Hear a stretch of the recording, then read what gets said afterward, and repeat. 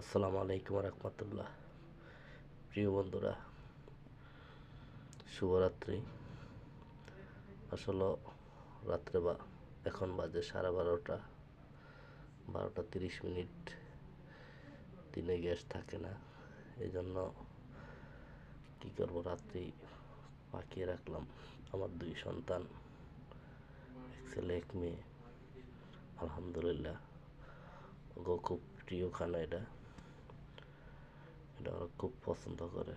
মুরগি ভুনা আর পোলাও আমার 2 সন্তানের খুব প্রিয়। তো অনেকদিন পর খাইলাম। আসলে সন্তানদের খুশি থাকাটা বাপ মার কাছেও খুশি লাগে, আর সন্তানরা ভালো থাকলে বাপ মারাও ভালো থাকে। তো আমার কথা হলো এটাই যে, প্রিয় বন্ধুরা, ছেলে সন্তানের দিকে খেয়াল রাখবেন, ছেলে সন্তানকে ভালোবাসবেন। সন্তানদেরকে আসলে যা চায় তা দিবেন না, একটু অভাব দেখাইবেন। অভাব দেখাইলে হয়তো সন্তান ছেলে হোক মেয়ে হোক মানুষ হবে। তো মাঝে মাঝে এমন অভাব দেখাইবেন না যে কষ্ট পায়। যাই হোক, আমাদের সন্তান, আমার 2 সন্তানকে আমি অনেক ভালোবাসি, অনেক মিস করি মাঝে মাঝে।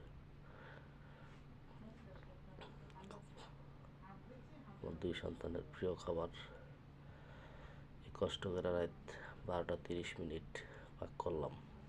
দিনে গ্যাস থাকে না, পাক না করলে দিনে না খেয়ে থাকতে হয়। তো সবাই দোয়া করবেন আমার 2 সন্তানের জন্য।